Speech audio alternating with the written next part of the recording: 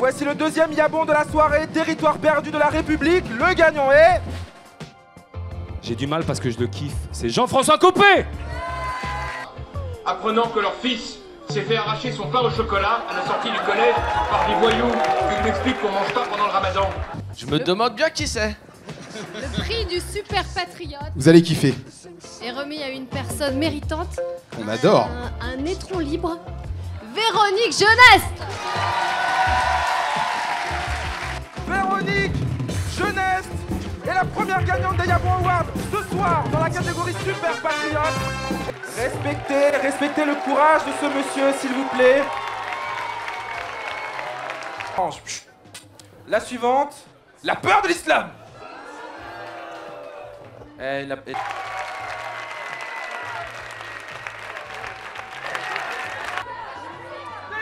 Comment on fait avancer le débat en n'essayant pas d'aller un tout petit peu plus loin que le politiquement correct, quitte à se tromper?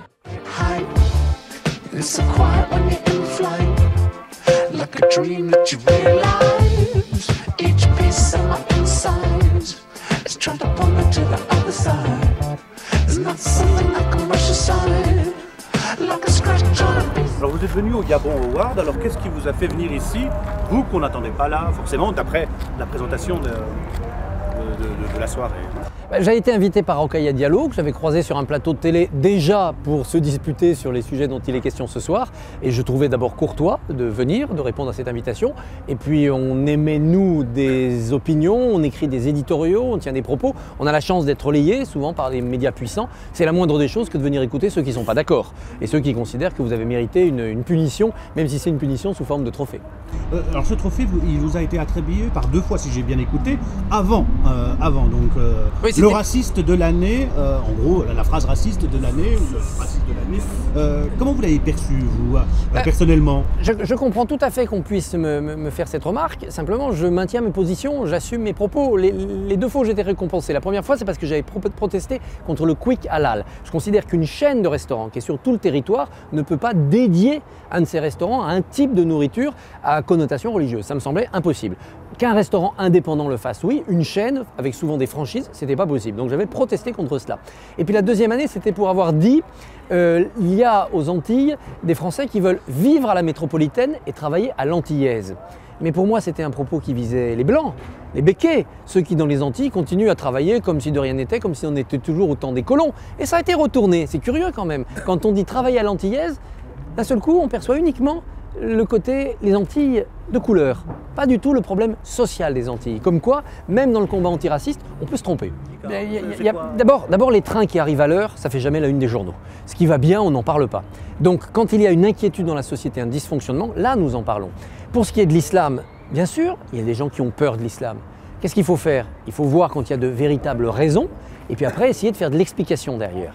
Par ailleurs, le pire ennemi du musulman. C'est pas un peu faux cul de faire une tapageuse et de dire qu'il y a de la pédagogie à l'intérieur achetée et vous allez voir la pédagogie. Si c'est pas un peu faux cul? Non, si vous faites une molle, tiédasse, il y a 800 titres dans un kiosque, personne ne la voit. Vous n'aurez convaincu personne, vous serez juste ignoré et par ailleurs vous serez en faillite. Il faut à tout prix accrocher avec quelque chose d'agressif, avec quelque chose de percutant. Après, à l'intérieur, on a la place pour dire le pour, le contre, pour nuancer un propos. De là à légitimer la xénophobie. À la une, c'est un coup de poing. En ne légitimant rien du tout, au contraire, celui qui viendrait acheter, en se disant « Ah, enfin quelqu'un qui pense comme moi !» À l'intérieur, il trouverait la démonstration qu'il a tort. Celui-là, on l'aura remis dans le droit chemin. Les autres, ceux qui sont déjà dans la bonne pensée, c'est pas la peine, ils sont déjà bien, ils n'ont pas besoin de nous. Nous, on a besoin d'aller chercher ceux qui doutent, ceux qui ont peur, ceux qui ne savent plus que penser et ceux qui se trompent. Et pour ça, il faut être parfois rusé. Vous dites faux cul, moi je dis rusé. Et c'est comme ça qu'on peut faire avancer le débat. Ah, c'est une stratégie éditoriale. Ça s'appelle se faire l'avocat du diable. Attendez, c'est des journaux. Plutôt économique qu'éditorial. Les journaux, il faut qu'ils vivent. Mais c'est d'abord une stratégie éditoriale. Par ailleurs, qui protégeons-nous quand nous attaquons les islamistes? Nous protégeons les musulmans, parce que leur première victime, c'est eux, c'est les musulmans. Les premières victimes des islamistes. J'ai entendu là qu'on reprochait à certains d'être islamophobes. Le meilleur moyen de ne pas être islamophobe, c'est d'être islamistophobe. On le reproche à vous, qu'est-ce que cela vous inspire? Eh bien, moi je suis islamistophobe.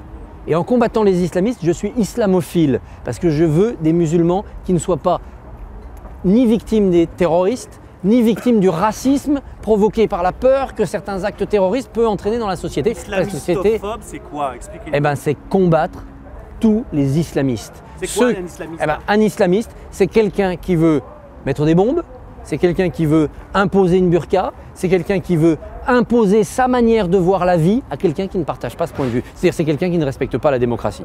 Il y en a qui ne respectent pas la démocratie au nom d'idéologie politique et d'autres au nom d'idéologie religieuse. Il y a des intégristes dans toutes les religions, il y en a dans la religion musulmane. Ce qui fait la faiblesse de la religion musulmane, c'est comme elle n'est pas assez organisée en hiérarchie, comme elle ne s'est pas assez armée elle-même, eh bien quand il y a un problème, elle ne sait pas se défendre. Et donc c'est au débat républicain, cette République une et indivisible qui est célébrée aussi ce soir, c'est au débat républicain de prendre le relais. D'accord. C'est un geste courageux de votre part de venir ici, de faire face à l'adversité? Non, non. Il n'y a pas de courage à venir dans un débat où les gens ne sont pas d'accord avec vous. Le courage, c'est pour ceux qui risquent leur peau. Moi, je ne risque pas ma peau. Ben, on ne va pas tout le temps aller dans les endroits où les gens vous applaudissent parce qu'ils sont d'accord. D'abord, ça serait ennuyeux et en plus, ça donnerait une fausse impression de ce qu'on dit. Moi, j'adore rencontrer des gens qui ne sont pas d'accord avec moi, même s'ils le disent parfois bruyamment, parce qu'au moins, ça m'oblige à réfléchir et à argumenter. Et si je veux maintenir mes idées, à chercher de nouveaux arguments, ben, je n'ai pas perdu ma soirée. Qu'est-ce que cela vous inspire d'avoir une banane d'or là, si vous pouviez nous la montrer? D'abord, je trouve l'objet assez réussi et puis ça montre que, quelles que soient les opinions de tout un chacun, même quand on n'est pas d'accord, il y a un moyen quand même de se retrouver, c'est l'humour. Et il y a beaucoup d'humour là-dedans. Merci à vous.